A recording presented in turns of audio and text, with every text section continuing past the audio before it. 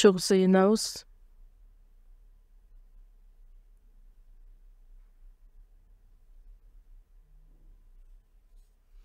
Bizди сөйгөн биздин ырайымдуу ыйык асмандагы Кудай Ата. Кудайдан алыстап бардыгыбыз күнөөгө баткан күнөөкөрлөрдү өзүңүз аяп, биз таанып билелик деле Ыйса Машаяк биз үчүн сотко соттолуп жазаланып, анын төккөн ыйык каны аркылуу биздин күнөөлөрүбүздүн бардыгын түбөлүккө кечирип, кайрадан биз жазаланбай тургандай кылып, соттолбой тургандай кылып, биздин эмгегибиз эмес өз ырайымынын негизинде куткарылуу тартуулап асман падышачылыкка бара турган түбөлүктүү, даңктуу үмүт бергендигиңиз үчүн ыраазычылык билдирүү менен бардык мактоолорду, даңктоолорду сизге гана арнайбыз. Бул саатта Ыйса Машаяктын улуу каны аркылуу куткарылууга ээ болгон адамдардын бардыгы чогулуп сиздин улуу сүйүүңүздү, ырайыңызды даңкташ үчүн, сиз менен чогуу болгон улуу баарлашууга чакыргандыгыңыз үчүн ыраазыбыз.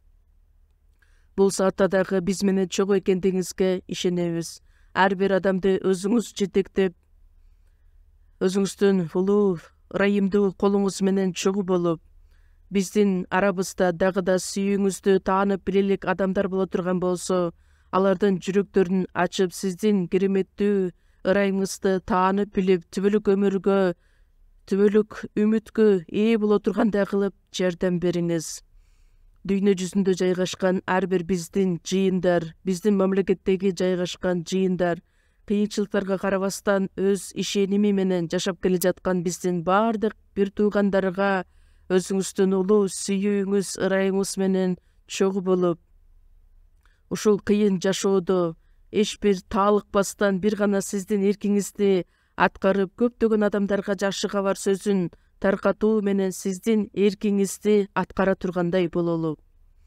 Кимде ким ооруп жаткан болсо, биздин бардык бир туугандарга күч кубат берип, дүйнөнүн акырында болушунча сиздин эркиңиз үчүн тил алчаак болуп жашашыбыз үчүн бардык мүмкүнчүлүктөрдү түзүп берүүңүздү суранабыз.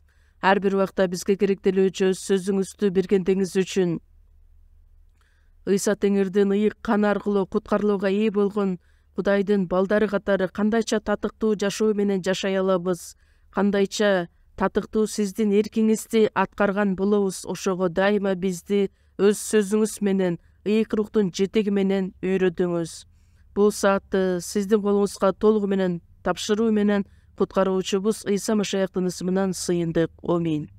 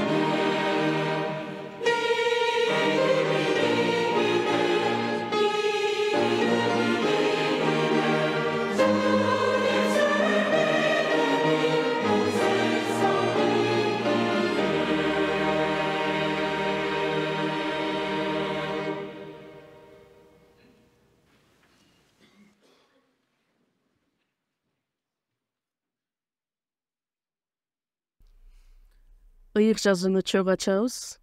Эфестиктерге жазылган кат 1-бөлүм. Жаңы келишим. Эфестиктерге жазылган кат 1-бөлүм.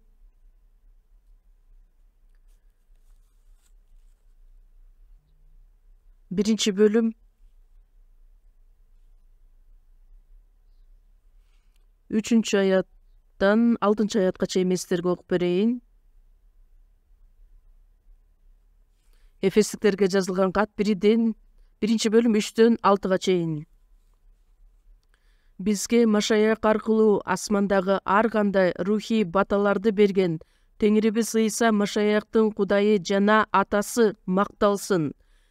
Биз Кудайдын алдында сүйүүдө ыйык жана кемчиликсиз болушубуз үчүн ал бизди дүйнө жарала электен мурун Машаяк аркылуу тандап алып, өз каалоосу жана жакшы тилеги боюнча Ыйса Машаяк аркылуу өзүнө бала кылып алууну алдын ала белгилеп койгон. Кудай өз ырайымынын даңкы чыгышы үчүн сүйүктүү уулу аркылуу бизге мол ырайым көрсөттү.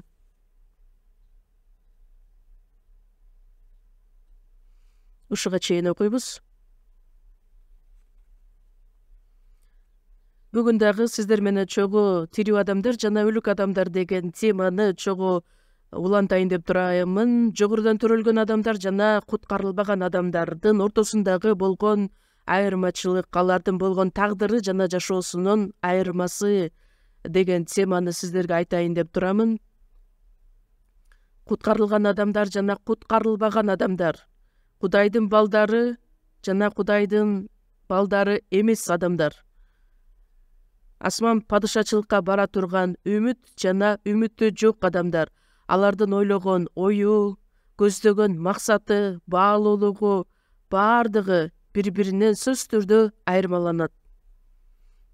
Анткени Кудай шайтандан кандай айырмаланган болсо, тозок менен бейиш кандай айырмаланган болсо, өлүк адам менен тирүү адамдын ортосунда дагы айырмасы өтө чоң. Экөө бири-бирине окшогонго мүмкүн эмес. Куткарылган адам куткарылбаган адам катары жашай бере турган болсо, бейишке бара турган адам тозокко бара жаткан адамдын жашоосу менен жашаса кандай болуп калат анда? Ошондуктан биз сиздер менен Кудайдын алдында тирүү адамдар экенибизди, жогорудан төрөлгөн адамдар экенибизди эч качан көз ирмемге дагы аны унутпашыбыз керекпиз. Анткени өзүбүздүн жашообузда түбөлүк өмүргө ээ болгон адам катары, Кудайдын балдары катары кандайча жашашыбыз керек. Ошол жөнүндө ыйык жазуу бизге үзгүлтүксүз айтып келет. Ошол себептер менен куткарылдык деп эле ыраазы болуп отуруп калбастан, куткарылбаган адамдардын жашоосу менен жашай бере турган болсок, анда Кудайга жакпаган жашоо болуп калат. Ал үчүн биз сөз менен өзүбүздү ар дайым текшерип, сынап көрүшүбүз керекпиз. Өзүбүздү жакшылап текшерип, Кудай мени караганда кандайча көз караш менен карайт деген. Ата-энеси балдары ден соолукта болушун, атактуу адамдар болушун, туура жашоо менен жашаганын каалайт дагы, колдон келишинче балдары үчүн бүт аракетин кылышат, жардамын беришет.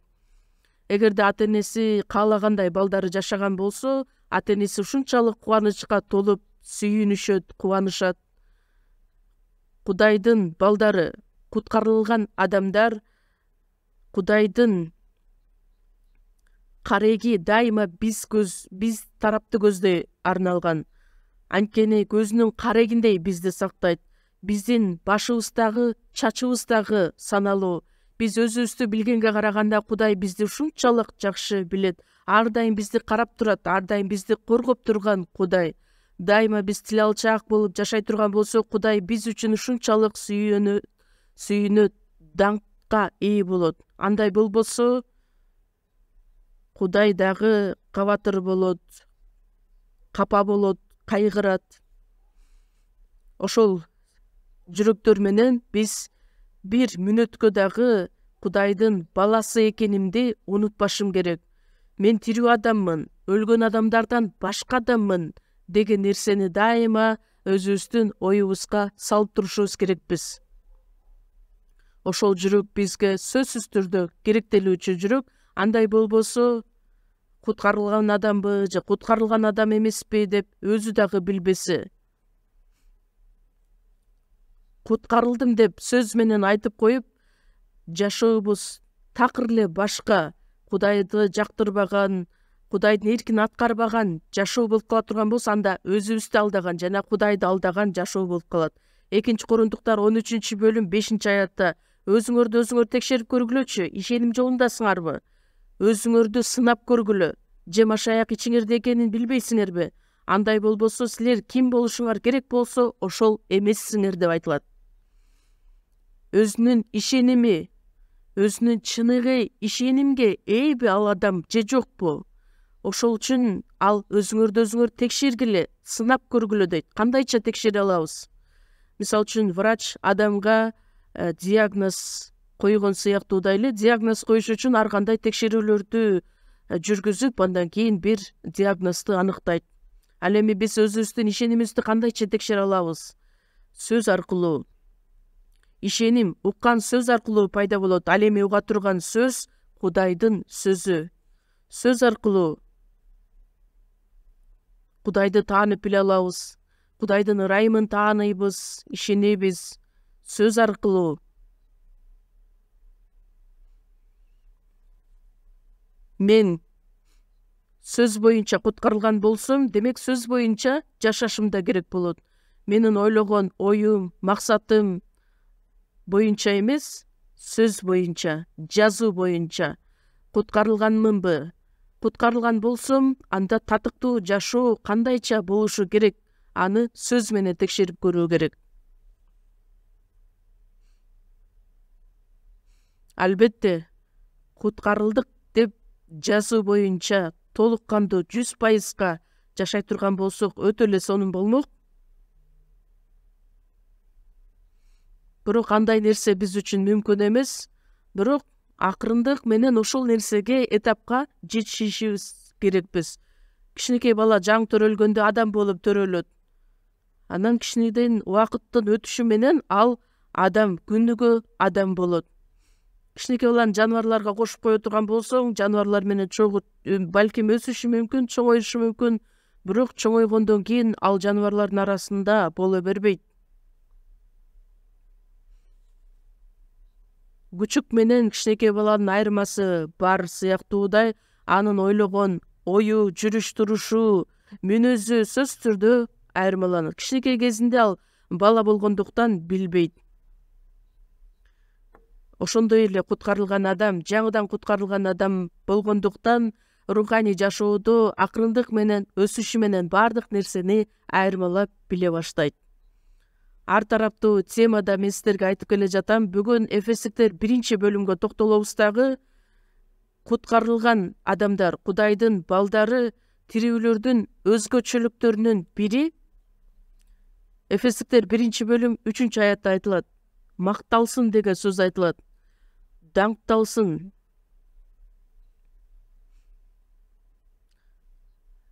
Биздин Кудай даңкталсын, же болбосо макталсын деген сөз Эфестиктер 1-бөлүмдө 4 жолу кайталанып айтылат. Андан кийин дагы жалпы эле китепте көп айтылат.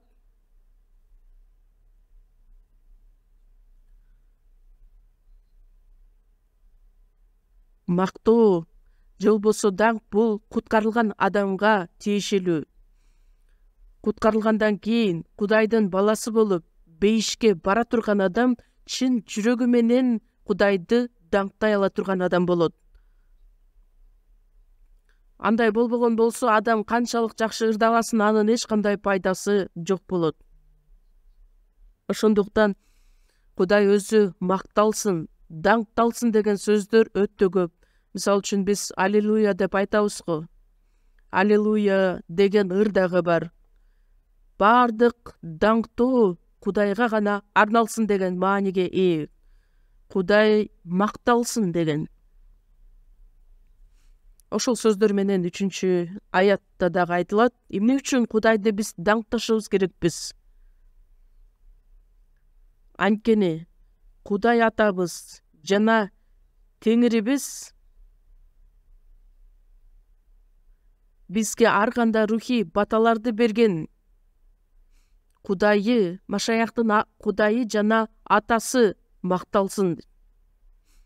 Теңирибиз Ыйса Машаяктын Кудайы жана атасы. Экинчи аятта Кудай атабыз жана Теңирибиз Ыйса Машаяк деп айтылат. Ыйса Машаяк тирилгенден кийин айтат: "Менин атам силердин атаңар, силердин атаңар менин атам, бир туугандарым" деп кайрылат. Эми биз бир атанын бардыгыбыз балдары болдук. Бир атага кызмат кылабыз. Силер мындайча сыйынгыла, асмандагы атабыз деп. Ыйса Машаяктын Кудайы биздин атабыз болду. Машаяк аркылуу асмандагы ар кандай рухий баталарды берген Теңирибиз Ыйса Машаяктын Кудайы атасы макталсын. Рухий баталарга ээ болдук дейт. Негизинде бата эмне экенин адамдар жакшы билишпейт. 5 түрлүү бата бар. Ден соолукта болгонубуз, жада калса өзүбүздүн тишибиз бар болгону дагы бул чоң бата деп айтылат. Өзүнүн жашоосундагы түгөйүн тапканы дагы бата деп айтышат. Ата энени жолуктурганы дагы бакыт деп айтылат. Бакыт деген туура, бирок ыйык жазууда жазылган баталар башка. Ыйык жазууда айтылат асмандагы ар кандай рухий баталар жөнүндө. Бул дүйнөнүн батасынан айырмаланган Кудай тарабынан берилген баталар. Рухий жана даңкка бөлүнгөн баталар. Бизди Кудай куткара алганынын себеби ошол баталардын бардыгын бизге арнаш үчүн куткарып алган.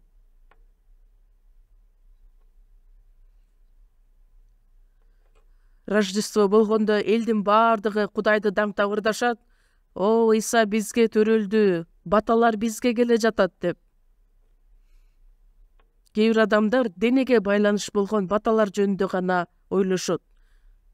Ошондуктан жыйынга барган адамдар дагы Кудай бизге өз батаңды арнай көр.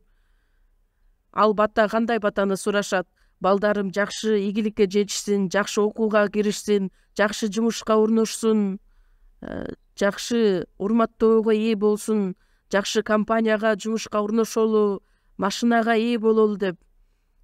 Чынында Ыйса Машаяк бул дүйнөгө ошол баталарды бериш үчүн бизге келген эмес.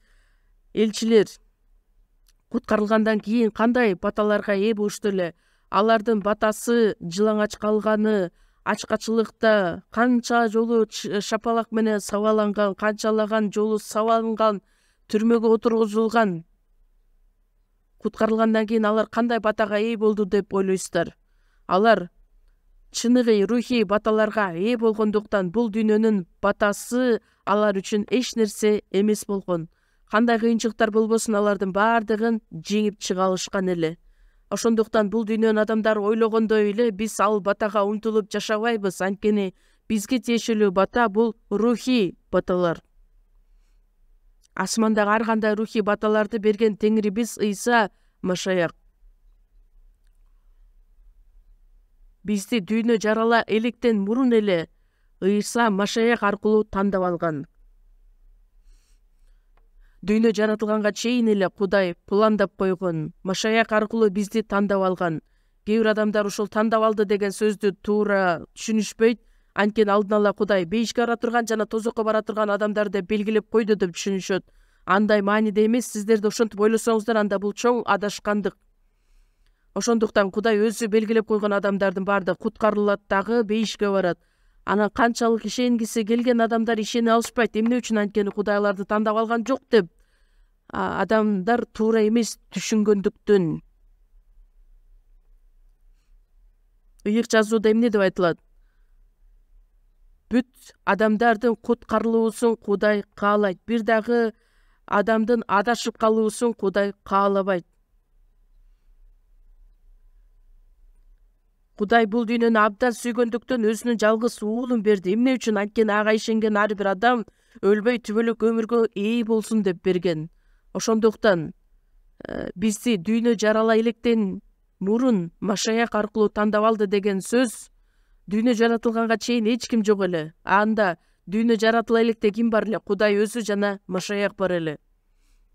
Адам баласын жарата тургандыгы жөнүндөгү планды иштеген. Кудай албетте адам баласы күнөө кетирип Кудайдан алыстай тургандыгын дагы алдын ала билген. Эмне үчүн? Анткени келечекти Кудай алдын ала көрүп турат. Адам ата аркылуу Кудайдын астында күнөө кетирген адамдардын бардыгы Ыйса Машаяк аркылуу куткарылууга ээ боло тургандыгы жөнүндө алдын ала белгилеп койгон. Эмне үчүн? Анткени Кудай бардыгын билгендиктен. Ыйса Машаяк бизди куткарып ала тургандыгы жөнүндөгү нерсени дүйнө жарала электен мурун Машаяк аркылуу тандап алды деген сөз ошол мааниге ээ. Бизди куткарып алам деген сөздүн мааниси. Андан сырткары асмандагы ар кандай рухий баталарды бериш үчүн бизди алдын ала тандап алган.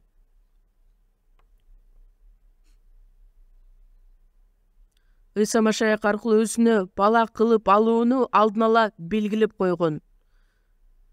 Бизди тандап алган, же болбосо алдын ала белгилеп койгон. Куткарылган адам биз сиздер менен бүгүн жекшемби күнү чогуу бардыгыбыз чогулуп, Кудайды даңктап, сөз үйрөнүп, баарлашууда болгонубуздагы алдын ала белгиленген иш. Азыр бул залда отурган адамдардын бардыгы ошол белгиленген ишке катышып жаткан адамдар. Ал эми катышпаган, бүгүнкү күндө келбеген адамдар демек белгиленген ошол чогулушка катыша албаган адамдар. Асмандагы ар кандай рухий баталарды бизге берем деп Кудай алдын ала даярдап койгон, же болбосо белгилеп койгон. Кудай бизди куткарып алам деп дүйнө жаратылганга чейин эле Машаяк аркылуу тандап алган турбайбы? Кудай мени куткарып алыш үчүн ошол ишти даярдап койгон турбайбы деп биз өзүбүз үчүн түшүнүшүбүз керекпиз. Анан экинчи Тимотей экинчи бөлүмдө айтылат, Израиль эли Кудай өзү тандап алган эл. Анткени Израиль эли төрөлгөндөн баштап эле Кудай тандап алган эл болгондуктан Израиль элинин тарыхы Кудайдын кол алдында турган эле. Израиль эли аркылуу бизди куткарып алам деген эмес. Кудай өзү эсептеген өзгөчө эл катары тандап алган. Алардын кыйрашы, оңолушу Кудай ким экендигин күбөлөндүрүш үчүн тандалып алынган эл. Израиль эли дагы куткарылбаса, денеси жагынан тандалган эл, ал эми руханий жактан алар тандалып алынган эл эмес. Ошондуктан элчи Павыл айтат, жүйүттөр канчалык куугунтукта албасын, Машаяк Ыйса аркылуу куткарылышсын деп бардыгына чыдап жатам дейт элчи Павыл. Анткени ушул куткарылуу аркылуу түбөлүк даңк менен коштолушун каалайм дейт. Анан аягында жүйүттөргө дагы куткарылууга мүмкүнчүлүк бериле тургандыгы жөнүндө айтылган. Кандай болгон күндө дагы Израиль эли бул дүйнөдө тандап алынган эл, ал эми биз куткарылган адамдар асма падышачылыкка бара турган эл катары Кудай бизди тандап алган. Бизди тандап алды дагы анын астында кемчиликсиз болушубуз үчүн. Куткарылган адам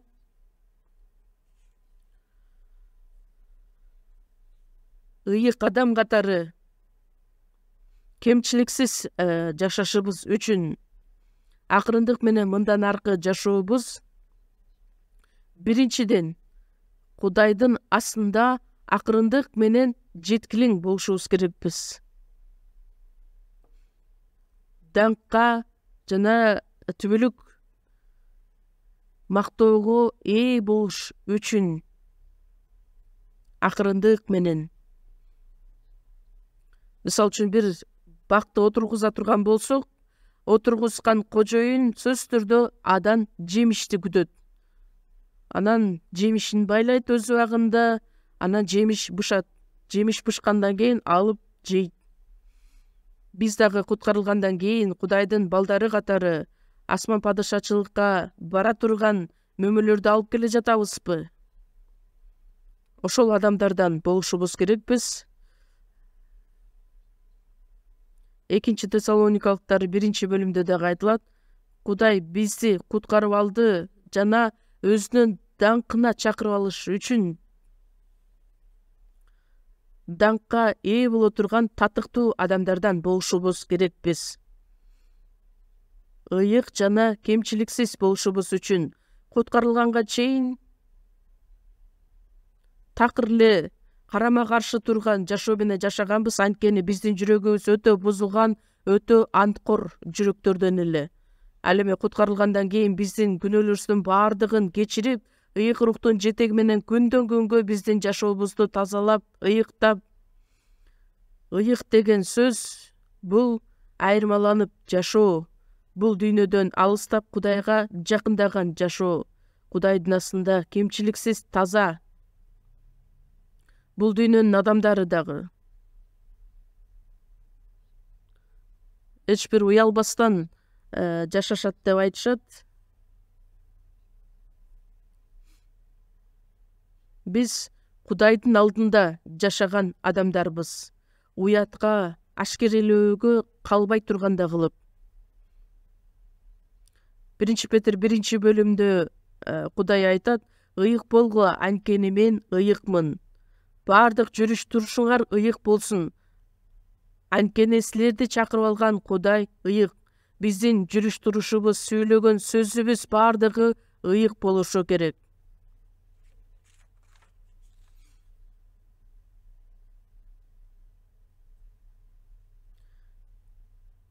Кудайдын алдында сүйүүдө ыйык жана кемчиликсиз болушубуз үчүн бизди тандап алган.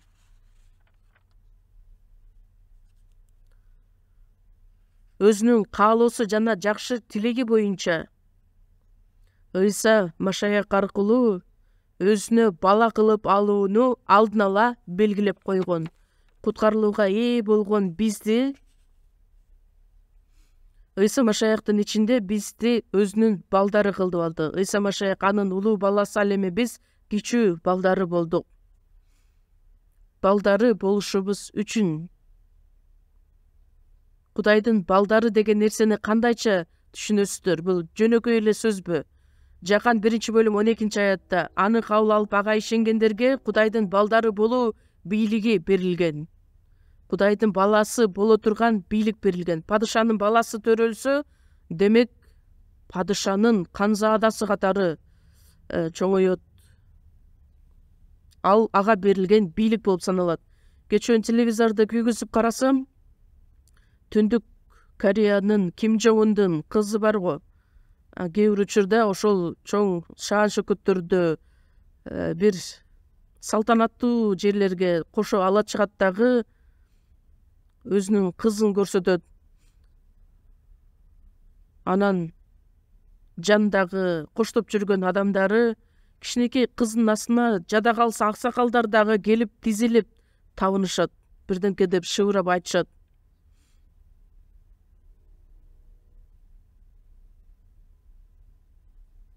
Чоң аксакал, жогорку бийликте турган адам кичинекей кыздын астына келип алып эмне үчүн тизилип турушат? Анткени ошол кызы кийин президенттин ордуна турушу мүмкүн деп ойлогондуктан.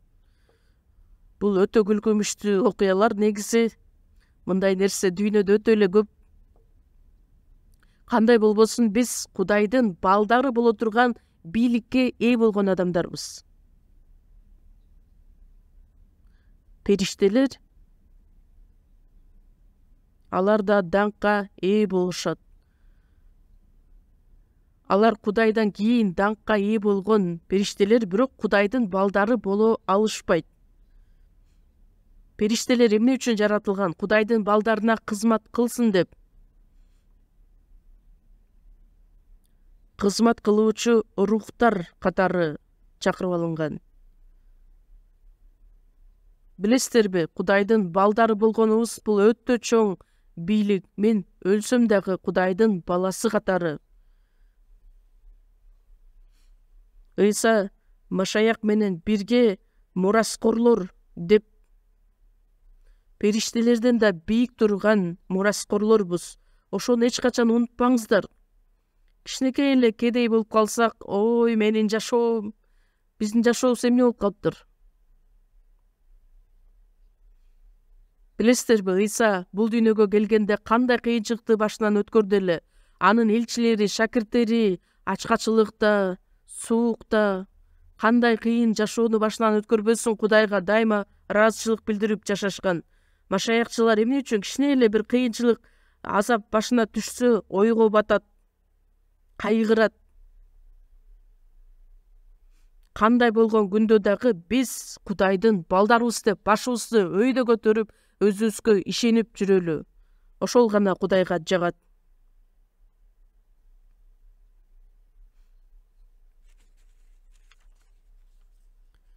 Өзүнө өз каалоосу жана жакшы тилеги боюнча Машаяк аркылуу өзүнө бала кылып алууну алдын ала белгилеп койгон. Ырайымынын даңкы чыгышы үчүн сүйүктүү уулу аркылуу бизге мол ырайым көрсөттү.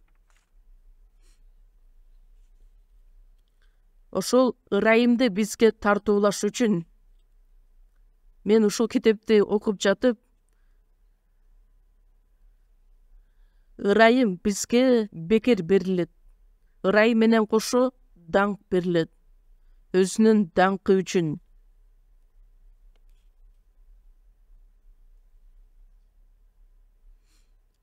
Кудай айтат, мен өзүм үчүн сенин кылмыштарыңды өзүм үчүн өчүрөм. Бизди куткарып алганы дагы Кудай өзүнүн даңкы үчүн. Куткарып алганынын себеби анын эрки болгон.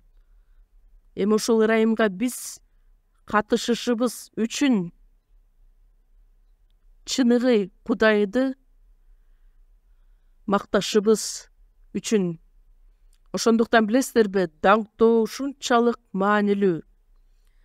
Забур китебин карап көрсөңүздөр, даңктоо ырлары өтө көп жазылат. Израиль элинде хор группа өзүнчө бар. Биздин жыйында билесиздерби, бул группа, даңктоо группасы бар. Даңктоо группасы ырдаган ырлардын мазмунун карап көрсөңүздөр, шунчалык сонун сөздөр жазылган. Биз ырдаган даңктоо ырлары көбү ишенгендер, же болбосо жогорудан төрөлгөн адамдардын күбөлөндүрүүсү катары жазылган. Ишенимдеги кандайдыр бир чечимдери, Кудайга болгон ыраазычылык, ошолордун баардыгы сөздөр менен китепке түшүрүлгөн. Өзү Кудай үчүн кандай жашагым келет деген поэзия катары жазылгандагы, анан ал жакта сыйынуу дагы бар, күбөлөндүрүү дагы бар, мактоо сөздөр бар. Ошол күбөлөндүрүүнү, сөздөрдү, поэзияны музыка киргизип, музыка менен коштолгон даңктоо ырлар болот. Анан даңктап жаткан адам эч бир маани бербей эле жөн эле оозу менен ырдай бере турган болсо, анда жөн эле чегиртке үнүн чыгарган сыяктуу менен эле барабар болуп калат. Эч бир пайдасыз. Ал нерсени Кудай албетте жактырбайт.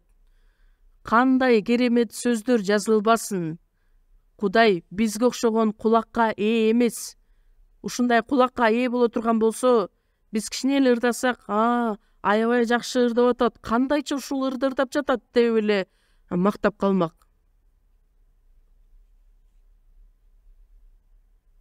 Кудай биздин үнүбүздү карап ыракат албайт. Бизге окшогон сезимге, бизге окшогон кулакка ээ эмес болгондуктан Кудай эмне үчүн ыракат алат? Ошол ырды, даңктоону ырдап жаткан адамдын жүрөгүн көрүп Кудай кубанат. Ошондуктан биздин жүрөгүбүздө канчалык кубаныч, шаттык менен, ыраазычылык менен ырдаган болсок, ошол жүрөктү Кудай өзү кабыл алат. Биздин жашообуздун бардыгы Кудай үчүн даңктоо ыры болушу керек. 6 аятта даңктуулар арналсын дейт дагы 6-аяттын аягында. Ошол ырайымга катыш адамдардан бололу. 1 Петр 1 бөлүмдө дагы окшош сөздөр жазылат. 1 Петр 1 бөлүм 3-аятты чогуу ачалы. Эфестиктер 1 бөлүмдө кайрадан ачабыз. Ага белги коюп коюңуздар. Азыр 1 Петр 1 бөлүм 3-аятты ачабыз. 1 Петр 1 бөлүм 3-аят.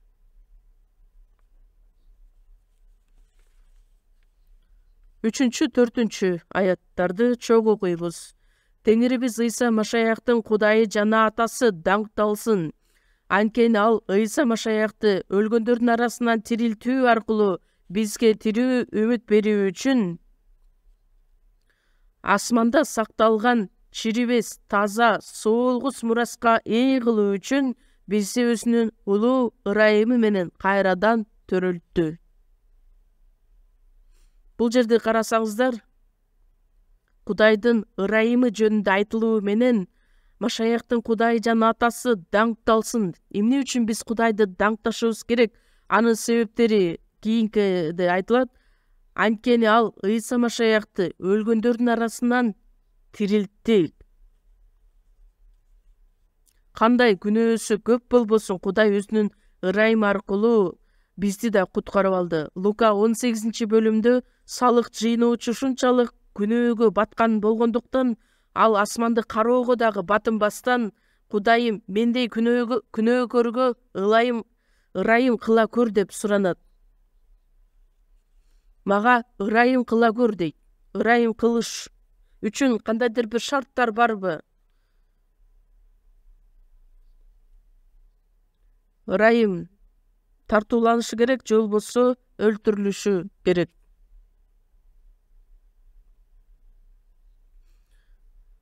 Кудайдын улуу керемет иши Ыйса Машаякты өлгөндөрдүн арасынан тирилтүү аркылуу бизге тирүү үмүт берди.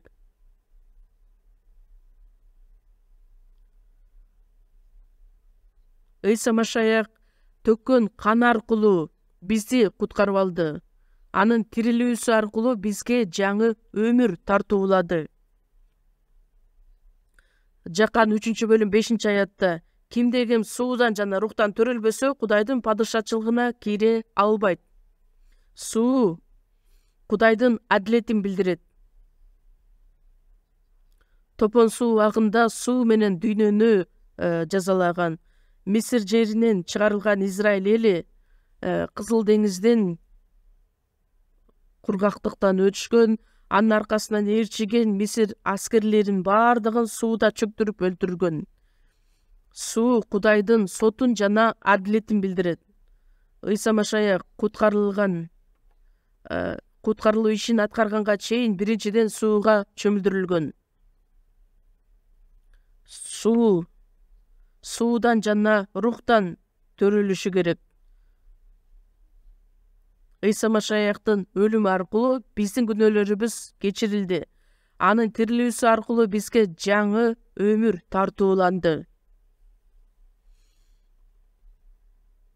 Өлгөндөрдүн арасынан тирилтүү аркылуу бизге тирүү үмүт берди. Тирилүүсү аркылуу бизге жаңы өмүр тартууланды. Бизди жогорудан төрөлттү. Кайрадан төрөлттү. Күнөөлөрүбүз кечирилди, жогорудан төрөлдүк, куткарылдык деген сөздөрдүн мааниси бир. Сөз аркылуу жогорудан төрөлдүк. 1 Петр 1 бөлүм 23-аятта силер сөз аркылуу кайрадан төрөлдүңөр. Окшош сөздөр. Ошол нерселердин бардыгы ыйык рух бизге түшүндүрөт.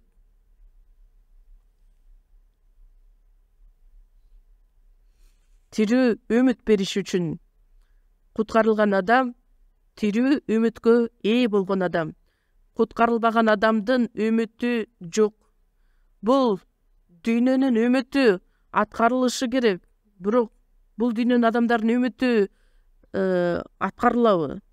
Акчам көп болсун дейт. Бир аздан кийин акчасы болгон күндө дагы кыйналып, оорудан каза табат. Бир аз убакыт өткөндөн кийин өчүп жок боло турган нерсе. Америкадагы Стив Джобс чоң бир компьютер же болбосо көптөгөн Apple смартфондорду негиздеген адам, эң чоң ийгиликке жетишкен адам, дүйнөгө атакы чыккан адам. Ошол өлүмдүн астында айтат, мен туура эмес, акылсыз адам катары жашадым. Чындыгында бул дүйнөдө эң баалуу нерсе эмне экендигин билбестен жашадым деп 56 жашында рак оорусуна чалдыгып каза табат. Анын үмүтү эмне деле?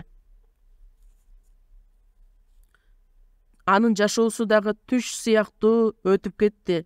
Үмүттөндү, бирок чыныгы үмүт эмне экендигин ал адам биле алган жок. Ага салыштырмалуу бизде тирүү үмүт бар. Ал тирүү үмүт эмне? Асманда сакталган чирибес таза соолгус мураска ээ кылыш үчүн, асмандагы бардык рухий баталарды бизге бериш үчүн, чирибей турган таза соолгус батаны бериш үчүн Кудай бизди өзүнө чакырып алган.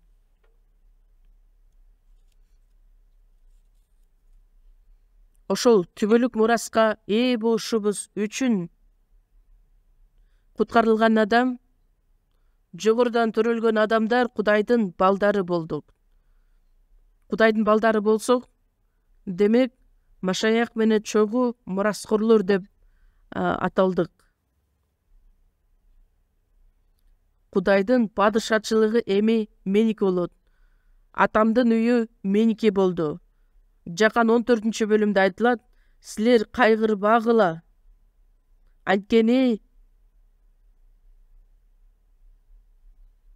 атамдын үйүндө орун көп. Атамдын үйү менин үйүм, бейиш менин бейишим. Периштелерден дагы өйдө турган биликке ээ болдук. Бейишти мурас катары ала турган адамдар болдук. Падышанын баласы кандай бала болбосун, ал мураскор болот. Бардык байлыгы, бийлиги бүт өзүнүн баласына өткөрүлүп берилет. Баласына башка эч нерсенин кереги жок. Асман падышачылыгына ээ боло турган биз адамдарбыз.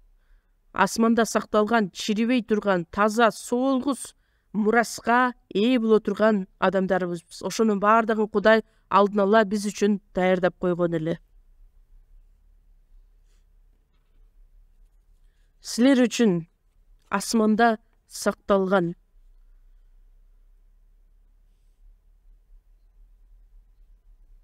Ошондуктан даңкталсын деп айтабыз. Ошондуктан Кудайга даңктоону арнайбыз. Анын ырайымын даңктайбыз. Бизди Кудай өзүнүн балдары кылып алгандыгы үчүн биз аны даңктайбыз. Ырайымын даңктайбыз. Түбөлүктүү асман падышачылыкка, мураска ээ болушубуз үчүн аны даңктайбыз. Күнү түнү даңктасак дагы жетишсиз болот. Ошондуктан биз даңктаганыбыз бул сөзсүз түрдө боло турган иш. Анткени бизди куткарып алган биздин атабыз түбөлүк даңктоого ээ.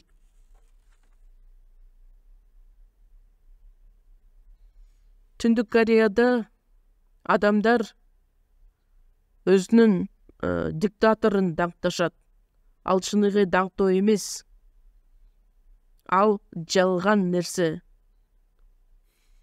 Куткарылбаган адамдарды эле билесиздерби?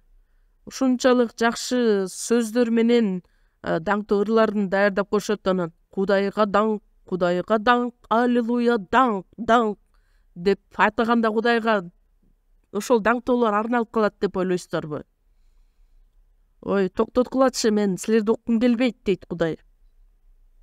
Израиль эли өздөрү тил албастан ар кандай курмандыктарды алып келгениңер бекерли кылып жатасыңар деп Кудай айтат. Ал анткени мен үчүн алар жийиркеничтүү. Мага аларды алып келбегиле.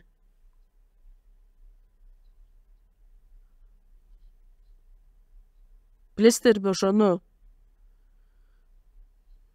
Эфестиктер 1-бөлүмдү кайрадан ачалы. Эфестиктерге жазылган кат 1-бөлүм.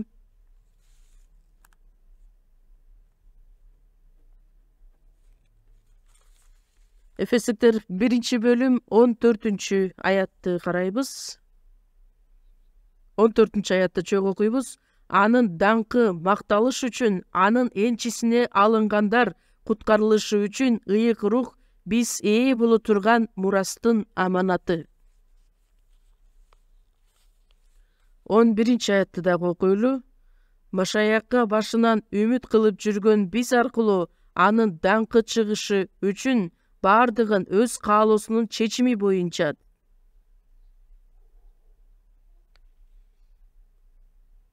Машаякка башынан үмүт кылып жүргөн биз аркылуу анын даңкы чыгышы үчүн ошол нерсеге биз ээ болгондуктан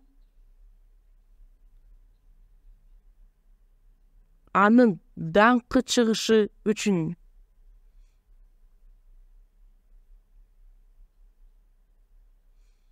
даңктоону биз оозубуз менен ырдайбыз. Бирок ошол даңктоо ыры арналыш үчүн биздин жашообуздун бардыгы даңктоо менен байланыш болуш керек.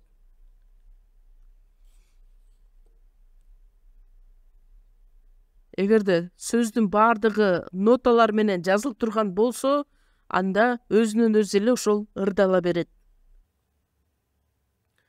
Кудай биздин жүрөктөрүбүздү, биздин жашообузду бардыгын көрөт дагы, ошол Кудайга даңктоо болушу керек. Оозубуз менен ырдап, жүрөгүбүз менен ырдап, менин жаным Кудайды даңкташы керек. Бүт жашоом, жүрүш турушум биздин даңктоолорубуз үчүн, Кудайга даңк арналыш үчүн. Өзүнүн жашоосунда тил албастан жашап, анан оозу менен кыйратып ырдай бере турган болсо, Кудай айтат: сен жөн эле койчу, алдамчысың. Кээ бир адамдар айтат, Ыйсага ишенген адамдар жекшемби күнү эң көп калп айтат деп. Ой, жекшемби күнү эмнеге калп айтмак эле десе, жыйынга келип алар даңкташат, сыйынышат. Анан эң көп калпты ошол жекшемби күнү айтышат дейт. Эмне үчүн? Жүрөгүндө Кудайга болгон бир дагы сүйүүсү жок, оозу менен эмне деп ырдайт? Мурункуга караганда Теңир, мен сени ушунчалык сүйүп калдым деп ырдайт. Китепте жазылып тургандыгы үчүн ошентип ырдап жатканы. Ыйса эмне деп айтат? Жок, сен жөн эле койчу. Мени качан сүйдүң эле? Акчаны сүйгөнсүң, байлыкты сүйгөнсүң, сен өзүңдү сүйгөнсүң, алдамчысың, калпычысың. Ал жалганчылардын даңктоо ыры. Мурункунун бардыгы өтүп кетти дегенде Кудай стоп дейт. Сенин дүйнөгө болгон байлыгың кекиртегиңе чейин толуп калды го, урда албай калдың го дейт. Качан мени сүйдүң эле? Сен өтө жакшы калп айтып турбайсыңбы дейт Кудай. Ондуктарды алып келгенде бизге жакшы атайын корзинканы жыйындын ичинен айлантып карабайбыз. Анткени бул ондук курмандык алып келүү Кудайга алып келингени мага да анын тиешеси жок. Мурун андай жок. Мурун ошол корзинка айланганда пастордун көзү корзинканын артынан кошо айланчу эле. Анан пастор карап турса, кантип ондук алып келе албайсың? Чоң акча таштайын десең, көп болуп калган сыяктуудай. Кичинекей акча таштайын, тыйындар таштайын десең, шакыр деп үнү чыгып калабы деп уялат. Анан кээ бир учурда жөн эле колун салып туруп кайра чыгарып алат. Тыштап койгон сыяктуудай. Андай адамдар жок, бирок болушу дагы мүмкүн. Мен кичинекей кезимде мектепте окуп жүргөндө эле жыйынга барчумун. Илгерки акчалар менен 100 вон боло турган болсо, жармысын бир нерсе шоколад сатып алып, жармысын ошол ондук салып койчумун. Анткени салбасаң болбойт эле. Өзү үчүн эч аябастан коротот дагы, анан кийин ондуктардын картинкасы келатканда менин колумдагы баардык нерсени бир гана Кудай сага арнайм деп, Кудай сага арнайм деп таштап коет. Мендеги болгон нерсенин баардыгын Кудай сага арнаймын. Кайра эле жалганчылар. Кудай сага эч бир нерсени аябастан баардыгын берем дейт. Ошондуктан алдамчылардын даңктоору өтө көп.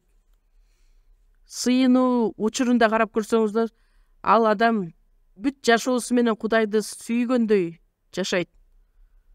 Сен жүрөгүңдө жок нерсени өзүңдү зордоп, кыйнап сыйынып аткан турбайсыңбы? Сыйынуу мейин деп эле бүтүп калбашы керек. Ошол сыйынуудагы болгон сөздөрдүн баардыгы биздин жашоодо аткарылышы керек. Даңктоору дагы ыр менен эле бүтүп калбастан, мазмундагы сөздөрдүн баардыгы биздин жашоодо аткарылышы керек. Чынында Кудай биз аркылуу даңкталышы керек.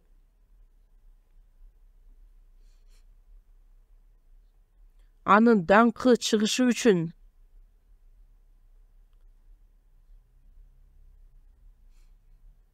басым жасалып жаткан нерсе эмне? Бул аяттардын баардыгы Кудай биз аркылуу даңкталсын деген тема болуп жатканы. 32-чи Забурду чогуу ачабыз. Забур 32-чи бөлүм.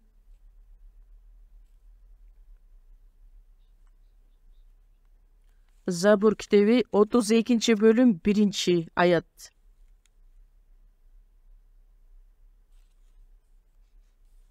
Забур 32:1.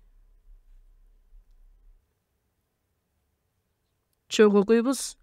Адил адамдар Теңир менен кубангыла, аны мактоо адилдерге жарашат. Адил адамдар кимдер?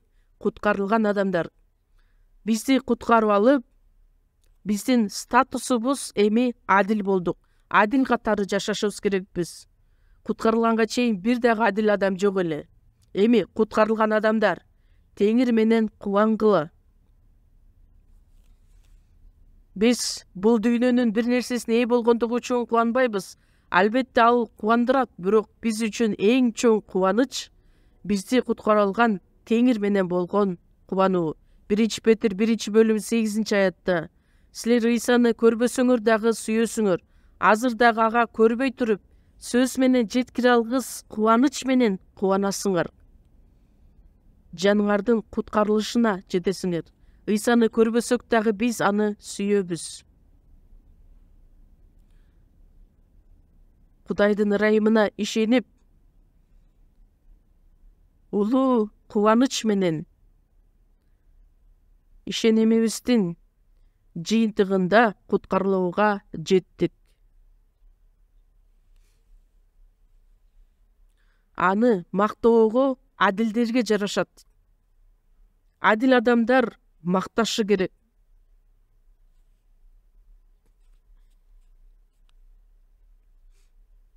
Чын жүрөктөн чыккан даңктоо ыры, жүрөгүбүздүн түпкүрүнөн чыккан ошол даңктоо ыры. Кээ бир адамдар ушунчалык жакшы сүйлөшөт. Сүйлөй койсо го мейли аны жаман көрбөйт элең. Анан ушунчалык ооз менен кыйратат, сонун сүйлөйт дагы, анан кийин Кудайды ушунчалык сүйгөндөй, Кудайга кызмат кылып жашагандай сүйлөйт. Жашоосун карасаң, бир дагы нерсеси келишпейт. Күбөлөндүрүүсүн угуп көрсөң, ордуңан жыла албай каласың. Мурун биздин жыйында бир тууган бар эле, күбөлөндүрүү сөзүн ушунчалык жакшы айтат.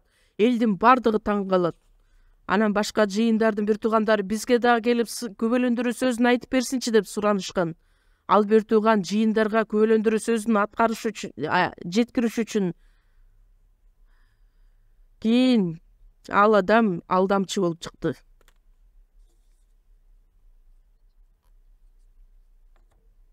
Башка бир тууган дагы ушунчалык жакшы күбөлөндүрүү сөзүн айтышы эле. Анан жыйынтыгында тиги адам, бул адам пасторлордун акчасына чейин шыпырып кетти. Анан изилдеп көргөндө ал чоң аферист болуп чыкты. Күбөлөндүрүүнү ушунчалык адамдар кооздоп сонун айтып коюшу мүмкүн. Шайтан дагы күбөлөндүрүү айтат. Айтпай эле коеюн дедим эле, бирок айттым. Чынында адил адамдар Кудайды даңкташы керек.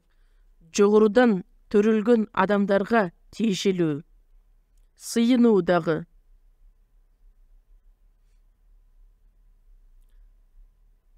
Теңир чындыкты угуп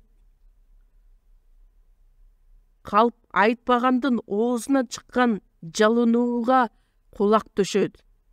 Сыйынган адамды Кудай өзү карап турат. Ал сыйынуу чын жүрөгүнөн чыгып жатабы же жокпу?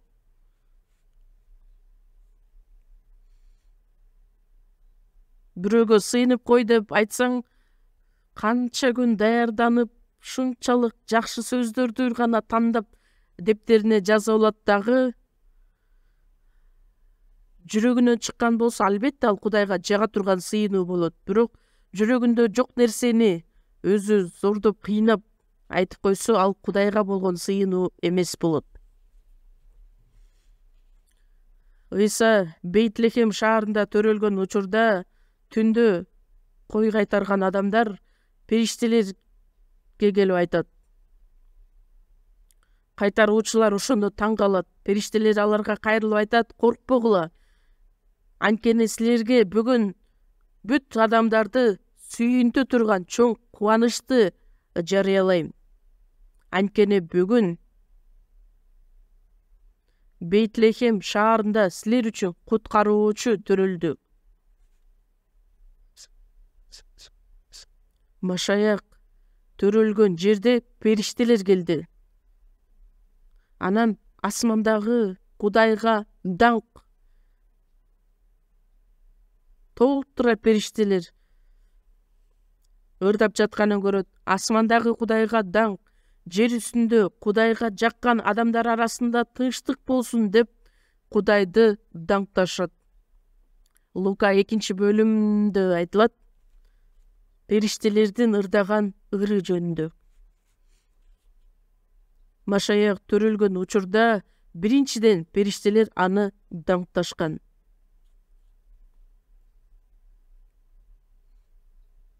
Ошондуктан бейишке барганда биз периштелер менен биргеликте даңктайбыз. Периштелер куткарылган жок, бирок периштелерди Кудай өзгөчө кылып жараткан рухтар. Биз куткарылууга ээ болуп жаткан учурда периштелердин баардыгы бизди карап турду. Периштелердин 1/3 бөлүгү шайтан менен биргеликте кулап түшкөн периштелер. Тозокко бара турган периштелер шайтандын жиндери. Калган башка бөлүктөгү периштелер Кудай аларга даңкты бергендиги үчүн ыраазы болгон периштелер. Биз дагы Кудайдан алыстаган, кулап калган адамдардан эле Кудай бирок бизди ырайымынын негизинде куткарып алды. Ошондуктан биз менен биргеликте периштелер бейиште ырдашышат, даңктайбыз. Кандайча ойлойсуздар? Ушунчалык керемет даңктуу ыры болот деп ойлойм. Аян китебин чогуу ачабыз. Жакан жазган Аян китеби 7-бөлүм.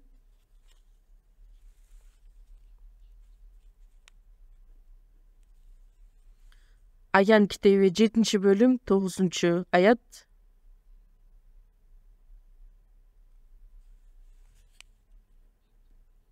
Аяттан баштап. Ошондон кийин карасам, ар бир уруудан, ар бир улуттан, ар бир элдин, ар бир тилден эч ким санай алгыс эбегейсиз көп адамдар тактыны жана козунун алдында ак кийим кийип, колдоруна курма пальмасынын бутагын кармап турушуптур. Алар үндөрүн бийик чыгарып, тактыда отурган биздин Кудайдан жана козудан куткарылуу келет деп айтып жатышты. Бардык периштелер тактыны, аксакалдарды жана 4 тирүү жандыкты тегеректеп алып, тактынын алдында жүз төмөндөп жыгылып Кудайга мындай деп табынып жатышты: О мин, алкыш, даңк, даанышмандык, ыраазычылык, урмат, сый, күч, кубат жана кудурет түбөлүккө биздин Кудайыбызга таандык. О мин. Ар бир уруу, ар бир улут, ар бир эл, ар бир тил, эбегейсиз көп адамдар тактынын алдында келишти. Бардыгы биргеликте даңктап жатышат. Дүйнө жүзү боюнча куткарылган адамдардын бардыгы чогулуп, Аян 7-бөлүмдө 144 000 Израиль эли, куткарылган Израиль эли Кудайды даңкташат. Ал эми асманда куткарылган периштелер менен чогуу даңктаган болобуз. Ошону элестетип көрүңүздөрчү. Өтө бир чоң укмуштуудай керемет болот.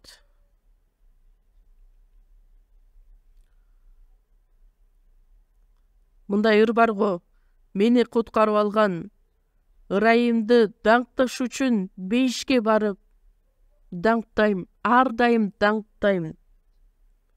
Ар дайым, үзгүлтүксүз. Бейишке барганда эмне иш кылабыз деп ойлойсуздар?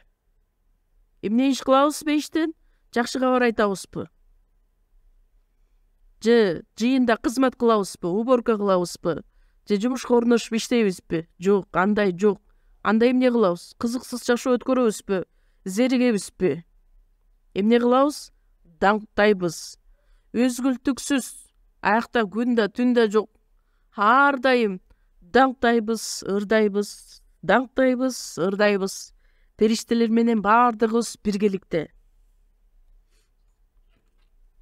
Анткени Кудай бардык мактоолорго жана даңктоого татыктуу. Бардык ыраазычылык, даанышмандык ага тиешелүү. Биздин группа хор ырдаганда жүрөгүмдү ушунчалык элжиретип кубандырат. Башка жыйындардын даңктоо группасынан биздин группа өтө айырмаланат. Анткени биздин группа ырдаганда алардын жүрөгүнөн чыккан ушул сөздөр, ошол жүрөктүн чыккан даңктоо ыры адамдардын жүрөгүн элжиреткен, кубаныч тартуулаган болот. Андай болбосо жөн эле кулакты сүйүндүргөн даңктоо ыры болуп калышы мүмкүн. Хордо ырдаган адамдар ден соолугу чың болот. Хордо ырдаган адамдардын жашоосу башка адамдарга караганда узак болот. Бул мен айтып жаткан жокмун бул сөздөрдү. Бардык адамдар биле турган чындык. Эмне үчүн? Анткени хордо ырдаган адамдардын жүрөгү ушунчалык ыраазычылыкка толгон адамдар. Бир мындай жашыруу сыр айтайын сиздерге. Бир ооруга чалдыккан адам бар экен. Ага бир адамдайча өзүнүн насаатын айтат экен. Сизге бир нерсе айтайынбы? Эмне десе, рахмат, ыраазымын, ыраазымын деген сөздү бир күндө 10 000 жолу айтыңыз.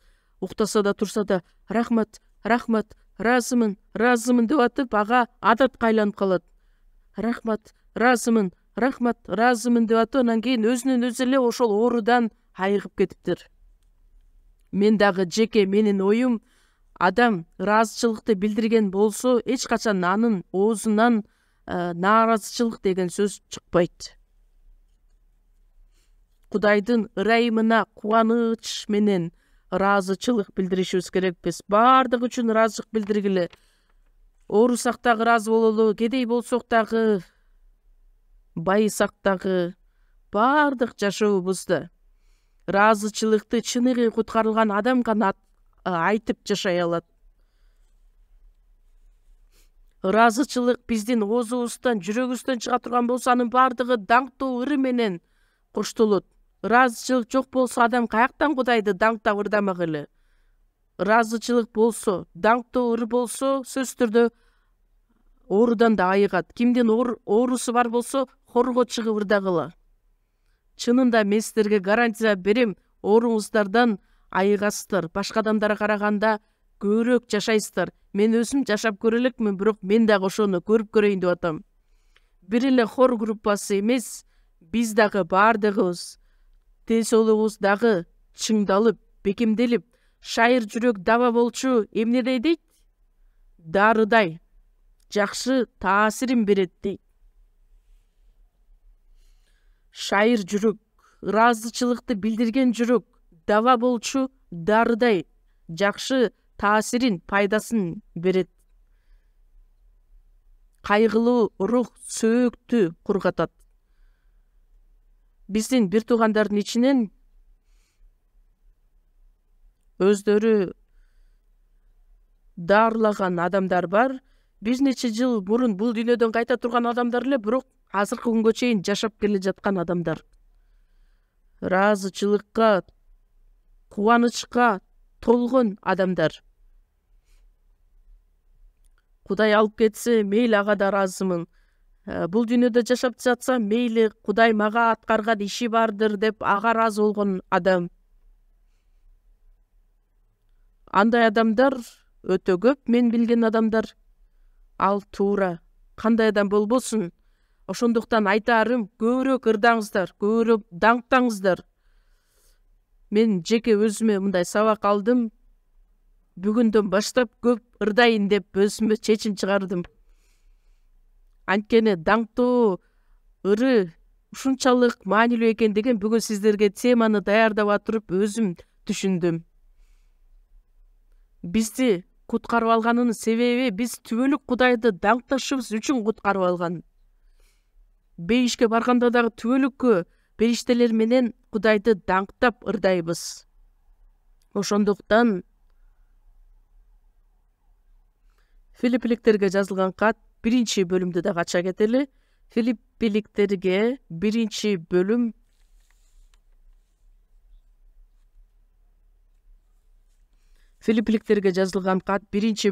10 аят. Филиппиликтер 1 бөлүм 10 аят. Эң жакшысын ажырата билип, Машаяктын күнүндө таза жана кемчиликсиз болушуңар үчүн, Кудай даңкталышы жана макталышы үчүн Ыйса Машаяк аркылуу адилдиктин жемишине артыгы менен ээ болушуңар үчүн сыйынам.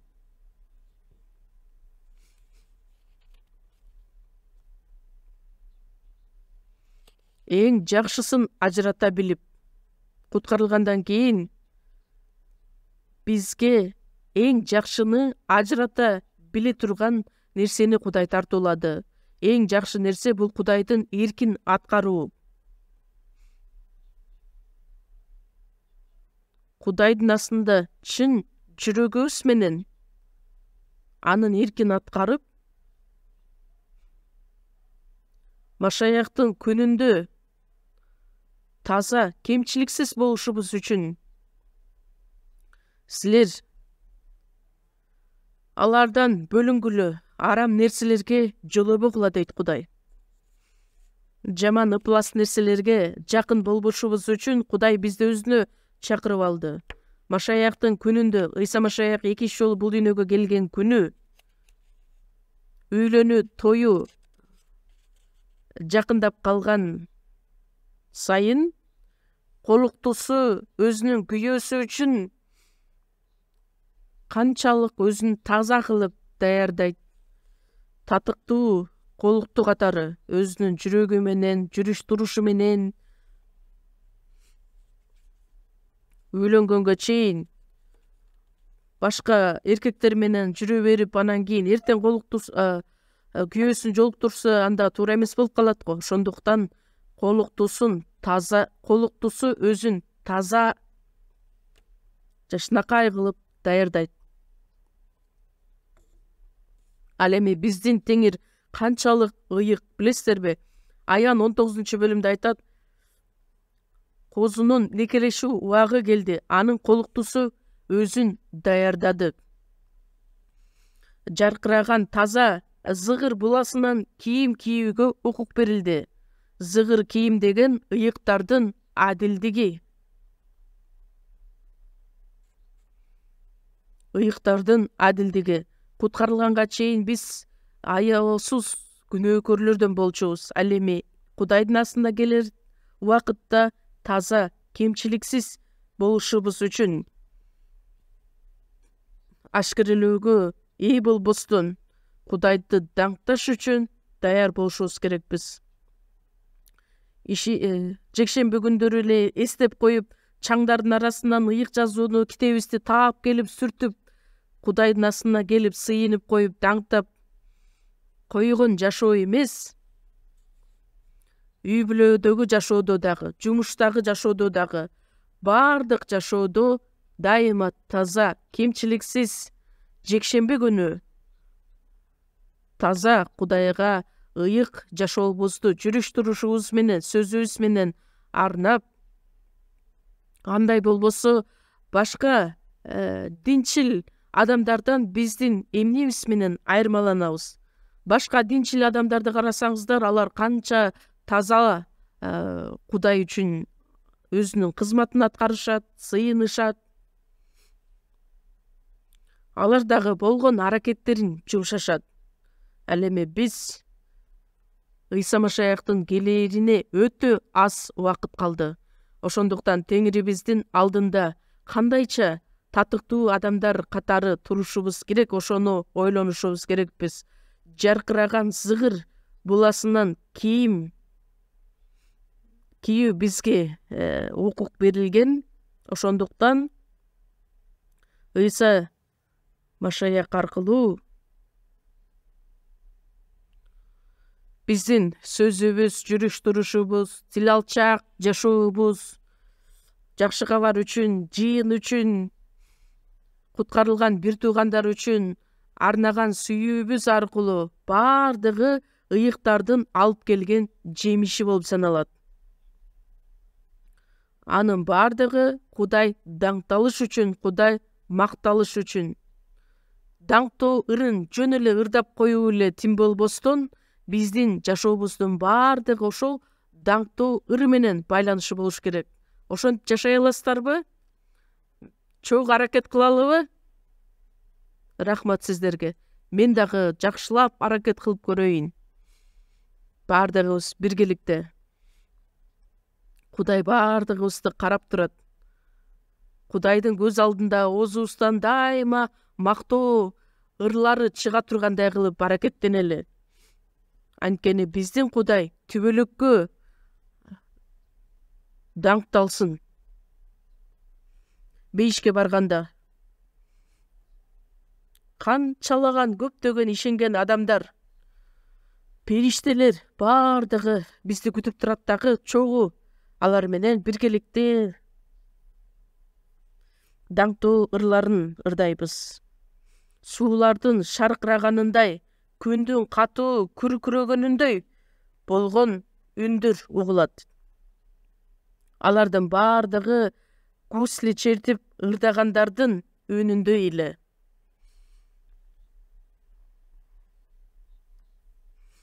Еврейлерге жазылган катты дагы чогуу ачабыз. Еврейлерге жазылган кат 13 бөлүм 15 аятты окуйбуз.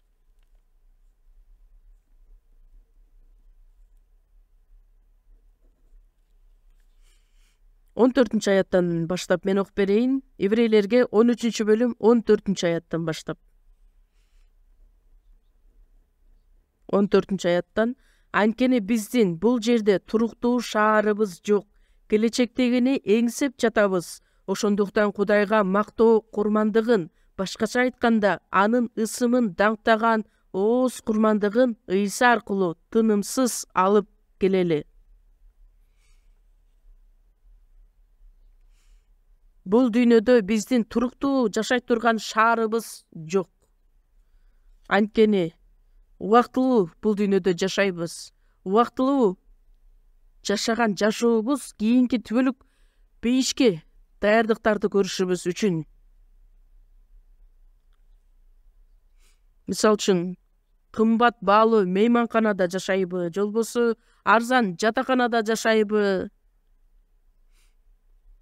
кичинекей бир жатакана боло турган болсо, же болбосо конок үйү болобу, ал жерде бир күн түнөйт дагы, саякатчылар деле мисалы үчүн бир түн ошол жерден өткөрөт дагы, кийин өзүнүн саякатын улантып, өзүнүн жолу менен кетет.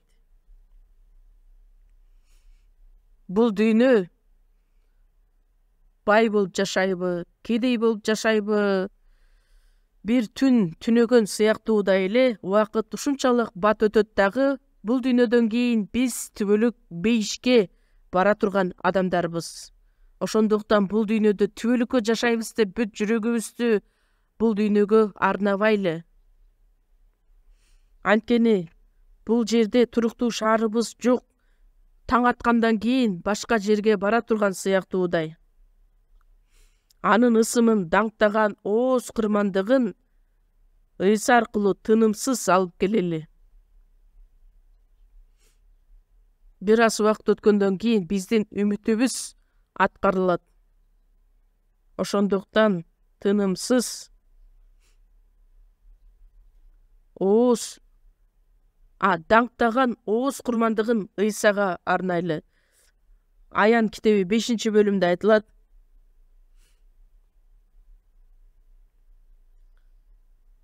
Гусли жана жыпар жыттуу затка толгон алтын чөйчөктөр бар эле.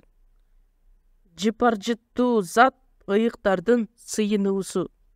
Биздин чын жүрөгүбүздөн чыккан даңктообуз, сыйынуубуз жыпар жыттуу зат катары Кудайга жеткирилет. Жыпар жыттуу зат Кудайга тынымсыз алып келелек. Даңктоо бул өтө эле биз үчүн маанилүү.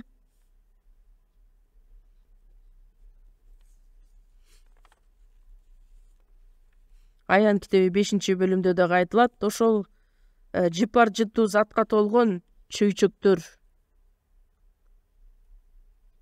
Ал биздин сыйынуубуз. Кудайга чейин жете турган сыйынуубуз жана даңктоо ырыбыз. Аян 5-бөлүм 8-аятта. 4 дирүү жандык жана 24 аксакал козунун алдында жыгылышты дейт.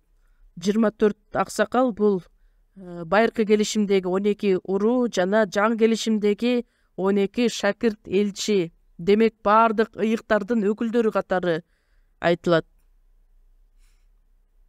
Кудайды даңктаганыбыз жөнүндөгү мазмун айтылат. Ошол күндү элестетүү менен бул дүйнөдө биз жашообузду өткөрүшүбүз керекпиз. Забур китебин чогуу ачабыз. Забур 113 Забур 113 Забур 25-аятты.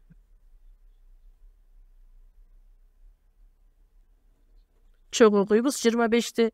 Теңирде өлгөндөр, көргө киргендердин бири да даңазалабайт.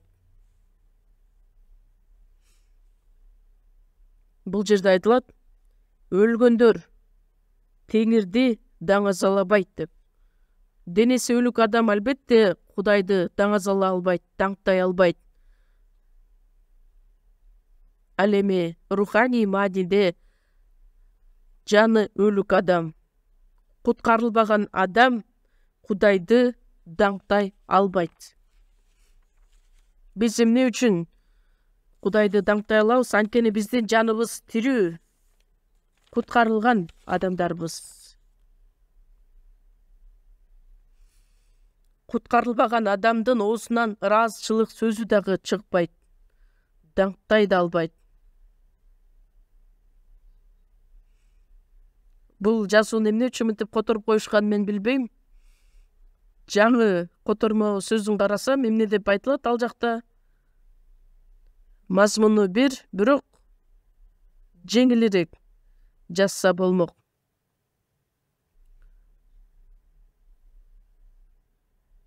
Тозокко бара жаткан адамдар бирөөсү дагы Кудайды даңазалабайт. Тозокко бара жаткан адам Кудайды кантип даңктамак эле? Алар даңктай да алышпайт. Даңктаган күндө дагы өзүнө бир тиешеси жок жон гана ырлар болуп калышы мүмкүн.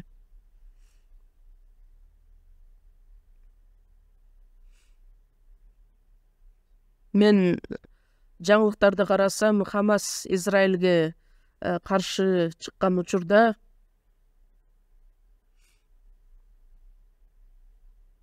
газ секторунда Кипус бир заводу бар эле. Ошол жака мен 3 жолу барып көргөнмүн. Ошол жерде чоң музыка фестивалы болуп өткөн экен. Фестиваль өткөрүп жаткан учурда элдин баардыгы ырдап, шардап, эмнени ал жака орнотушкан. Бир бурканга окшогон нерсени. Байыркы учурда Израиль эли Мисир жергесинен чыкканда чөлдө Муса 40 күн аларга келбегендиги үчүн алтындан музу куюп алып, анан мына бул биздин Кудайыбыз, Мисир жеринен алып чыккан Кудайың ушул деп ал жердин астына келип, каткырышып, күлүшүп, ырдашып, бийлеп жаткан учур эле.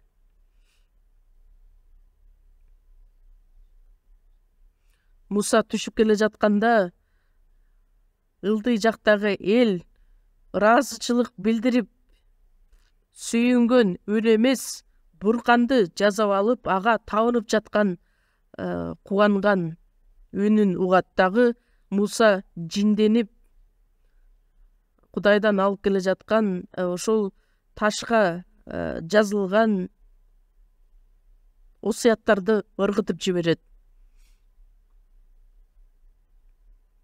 Израиль эли өлүп калбашы үчүн ошол осуят ташы ыргытылган эле.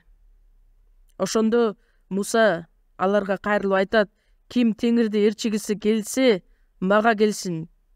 Ошондо анын алдына Лебинин бүт уулдары чогулушат. Дагы Израилдин Кудай теңири аларга эмне деп айтат? Кылычыңарды алгыла дагы станды аралап, бир тууганыңар болобу, досторуңар болобу, жакындарыңар болобу, баардыгын өлтүргүлө дегенде 3000ге жакын адам өлтүрүлөт. Байыркы келишимде Израиль эли туура эмес иш кылганда жакынкы мамлекеттер менен Кудай аларды жазалаган эле.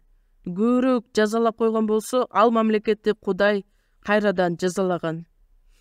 Азыр Падышалар китебин окуп жатам. Өзгөчө ошол жакта Израиль эли канчалаган, кайсыл учурда жазаланган ошол жөнүндө айтылат. Азыркы учурда деле Израиль эли Машаякка ишенбейт. Кудайдын мыйзамын аткарбайт. Кудай бар экенине да ишенбейт. Эмне үчүн?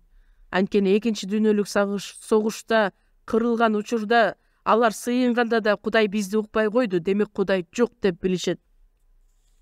Азыркы учурда Тель-Авивда бузукулук күнөө кылган адамдар өтө көп. Ошондуктан азыр менимче Хамас аркылуу Израилди жазалап койгон сыяктуудай.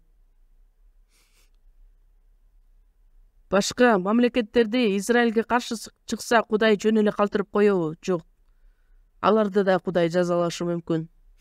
Кандай болгон күндө дагы Израиль эли Кудайдын астында күнөө кетиргендей эле Машаякчылар да Кудайдын астында туура эмес күнөө кетире турган болсо, Кудай ал адамды жазалайт. Кандай болгон күндө дагы өлүктөр Кудайды даңазалабайт, Кудайды даңктай албайт. Тирүү адамдар гана, же болбосо куткарылган адамдар гана Кудайды даңктай алышат. Ошондуктан аны мактоо адилдерге жарашат. Марк китеби 7-бөлүм 6-аятта айтылат. Эки жүздүүлөр деп Ыйса кайрылат. Ышая айткандай, бул адамдар мени тили менен урматташат, бирок алардын жүрөктөрү менден алыс дейт. Оозу менен, тили менен Кудайга жакын, бирок жүрөктөрү менен Кудайдан такыр эле алыс эл. Ошондуктан силерге кайгы деп айтат. Биз оозубуз менен, тилибиз менен эле Кудайды даңктаган адамдардан эмес, чынында жүрөгүбүз менен, бүт жашообуз менен Кудайды даңкташышыбыз керек. Ошондуктан Забур 150 Забур 6 аятта айтылат: Теңирди бардык тирүү жандар макташсын. Теңирди даңктагыла. Ким дем алган болсо, биздин денебиздин дем алышы эмес, рухубуз тирүү адамдардын бардыгы Кудайды даңкташсын. Ошондуктан куткарылгандыгыбыз үчүн ыраазы болушубуз керекпиз. Мындан ары Кудай үчүн жашап жаткандыгыбыз үчүн ыраазы болушубуз керекпиз. Биздин жашообуз, жүрүш-турушубуз, сүйлөгөн сөзүбүз бардыгы Кудайды даңкташ үчүн болушу керек. Ошондуктан бул дүйнөдөгү биздин даңктаган ырларыбыз бейиште дагы түбөлүк Кудайды даңктай турган даңктоо болушу керек деген жүрөктөр болушу керек. Чогуу сыйынабыз. Ырайымдуу биздин Кудай Ата, бул дүйнөнүн акырында дүйнө күндөн күнгө күнөөгө батып бара жаткан учуру, өзүнүн аягына бара жаткан учуру, өтө коркунучтуу иштер болуп жатат. Бир дагы күн, бул күнү дагы эмне болуп кетерин билбей жашап жаткан бизбиз. Ошондуктан ошол дүйнөнүн арасынан бизди куткарып алгандыгыңыз үчүн биринчиден ыраазычылык билдирип, ошол сиздин бизге болгон ырайымыңыз үчүн биз тынымсыз күн сайын сизди даңктап жашай тургандай бололу. Бардык тараптан бизди өзүңүз жетектеңиз, бизге ырайым тартуулаңыз. Биздин куткаруучу Ыйса Машаяктын ысымынан сыйындык. Аминь.